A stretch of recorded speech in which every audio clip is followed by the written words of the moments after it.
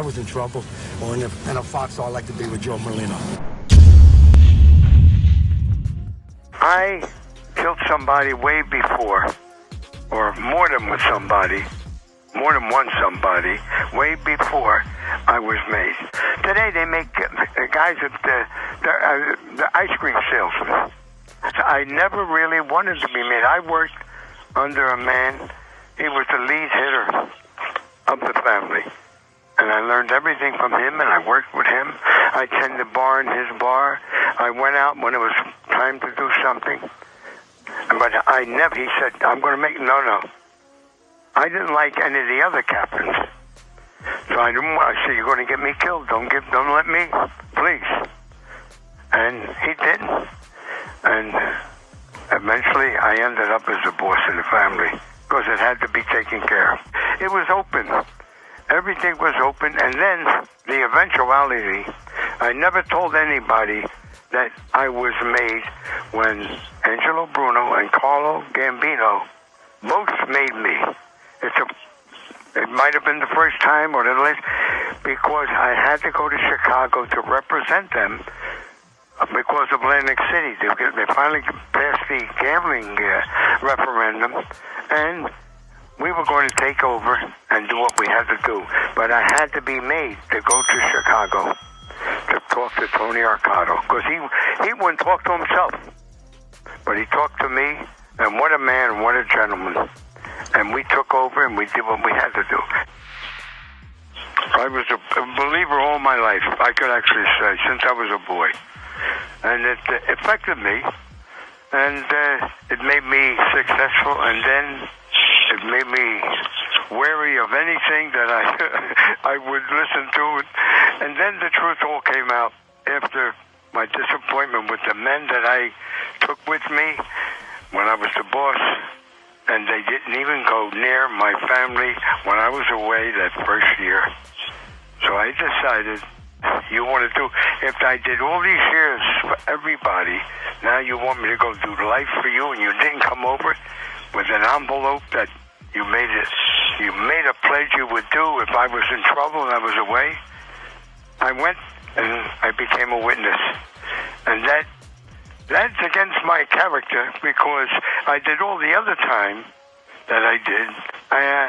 When they brought me into Washington, after the first 3 years of the 27-year sentence, my first sentence, they brought me in there and they said, we will reduce your sentence and you'll be home within 3 months to your family if you give us the right answers.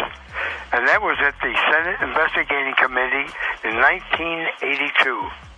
In Washington, D.C. All the senators were there. And, of course, I didn't give them the right answers. And I did the rest. I did close to 16 years on that one. And I came out, and I was home for 45 months, and I was arrested again. And this is what happened to me because of the people that I put together around me. I thought they were like the men that I was around. I had an inner feeling when I was a boy that I was made for what I saw and what I felt. And I carried it on all my life. All my life. Up until the time that when I was home, I was picked up on a parole violation, and they put me away. And I already had a pledge with everybody that was with me that if something would happen to me, because I was doing nobody would talk to anybody in the city until I went there. And I said, if something happens to me, whether somebody kills me or I get arrested, you must take care of my wife and my family. And they all swore, and especially the man who I made take over, Joe Merlino. He said, yes, we hugged and we kissed, and yeah, okay. After I was away for 1 year, not a letter, not anyone went over to see my wife or family. I said, this is the way is this going to be? I'm going to see those punks in a courtroom. I called an FBI agent and I let him come, and I said, I'm going to do something that's against my nature, but now it's part of my nature because of what they did to me. When they took me into Washington in 1982, I could have came home. But they asked me about Angelo Bruno, Nicky Scarfo, and then the man from Chicago, Joe Batters, Tony Arcado. And I did all that time. Never thought of pulling out, doing this. I was going to be a mafioso until the day they put me in the dirt.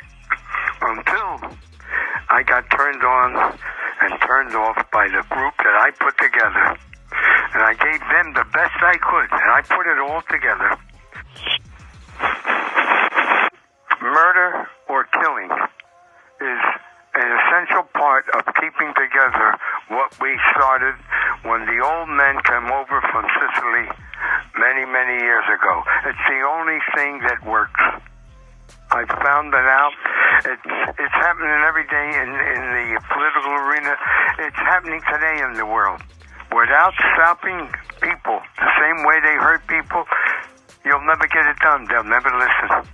They'll never listen. So when something like that happens and you leave someone to be found, it sets an example, and you don't have to do anything for a while. It's simple. It seems crude, but that's the only thing that will work in our line of work.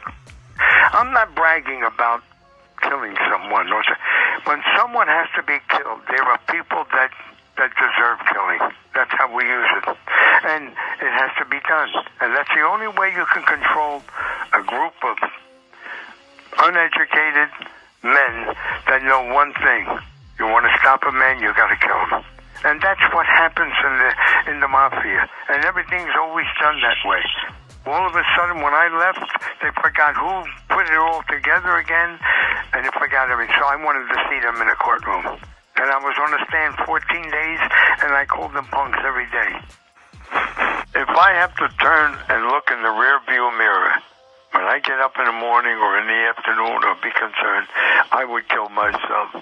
I don't have that inside of me. I'm not.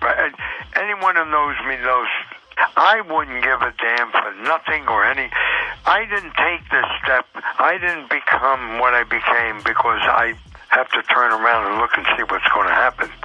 Even when I was on the street, when I wasn't a witness or whatever, people, they wanted to kill me. They said when I was young, I wouldn't reach 20 years old. Well, I'm here. I'm 82 years old.